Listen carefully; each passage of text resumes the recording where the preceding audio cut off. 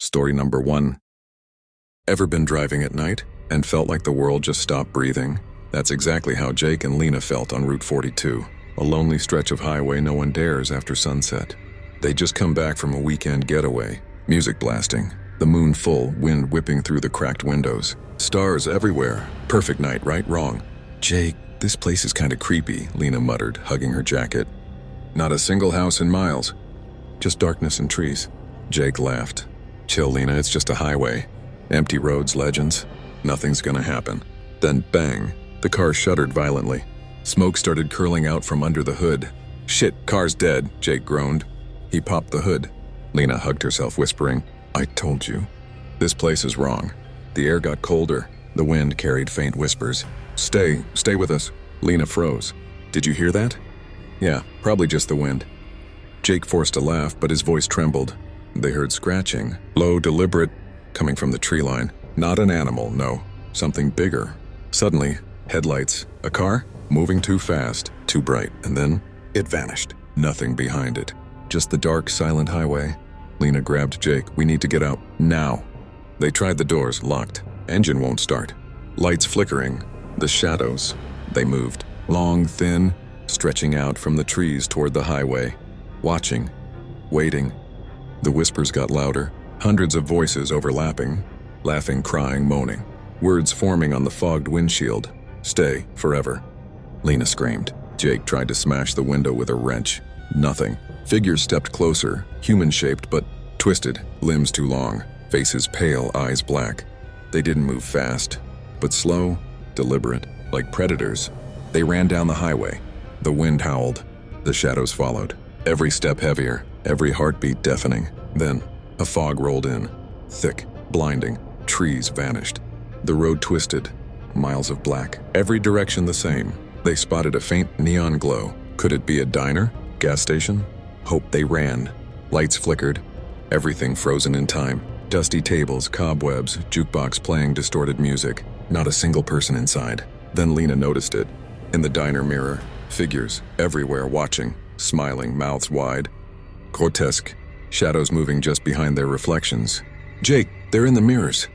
Lena whispered, panic rising. Jake grabbed her hand. We move fast. Don't look back. The figures in the mirrors started reaching, and then one stepped out, straight from the reflection to the floor.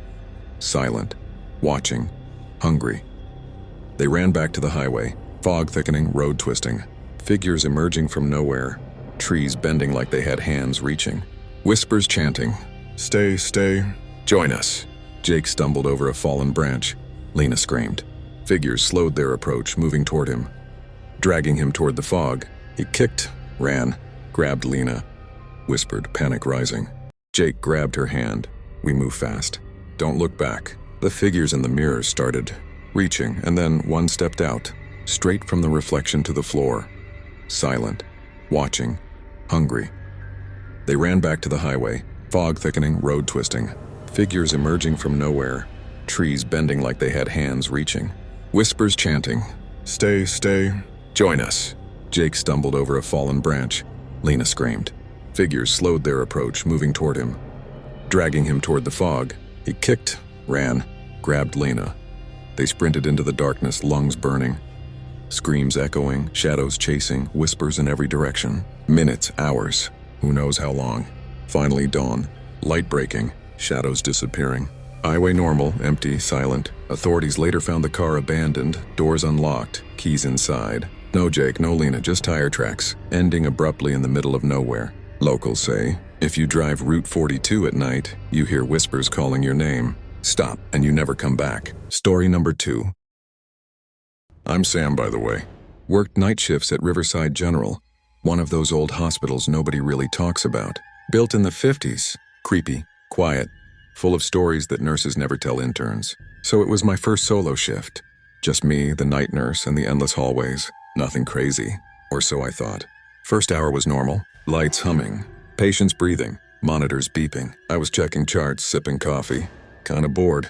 Then, the intercom crackled. Not the usual static, whispering, soft, almost a laugh. Sam, come here. I froze. Hello? Hello? No response. Just static. I shook it off. Probably old wiring. Right. Then I noticed the elevator, doors slowly opening, no one inside. But a faint figure, standing at the end of the hall, watching, waiting. I blinked, gone, just empty hallway. Heart racing, I kept walking. Went to check on room 312, patient was asleep. Monitors normal. But then I saw it, the bed sheets moving, slowly, like someone rolling around under there. Mr. Thompson, you okay? I called. Silence, just the hiss of the oxygen machine. I pulled the sheets back, empty, the bed untouched. I swear, my stomach dropped. Something was wrong. Then the lights flickered. Hallways stretched longer than they should. Shadows moving but not matching anything real. I could hear whispers, soft, right behind my ears. Stay, don't leave. I ran toward the nurse station. Nothing. Empty. The intercom crackled again. Sam, come here. Play with us. I bolted to the exit. Locked. Emergency doors? Locked. Panic rising. I ran back to the hallway. Shadows crawling along the walls, twisting, merging with the darkness. I reached the ICU. Monitors were all flashing. Patient beds empty. Machines beeping, but no patients. And then, in one monitor I saw a face. Pale, hollow eyes, staring straight at me. Not a patient I knew, not anyone real. I froze. Whispering grew louder. Join us, you stay forever. My flashlight fell. I scrambled to pick it up, and then doors started slamming. No wind. No one else, just the building alive, watching, hunger in every corner.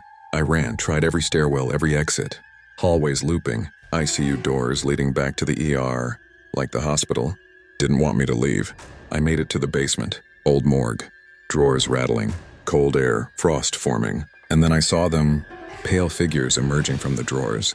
Patients? No. Something else. Twisted smiling, watching me, waiting. Get out! Get out! I screamed, running, tripping over equipment. They were close, whispering, laughing. I could feel cold hands brushing my arms. Finally, emergency doors unlocked. I burst outside. Cold night air, breathing heavy, alive but changed. I never went back. Never told anyone, but sometimes, late at night when I'm home, I hear whispers. Hospitals don't sleep. And that night shift, I wasn't alone. If this story had you locked in, go ahead and drop a like and tap that subscribe button. Trust me, it only gets crazier from here.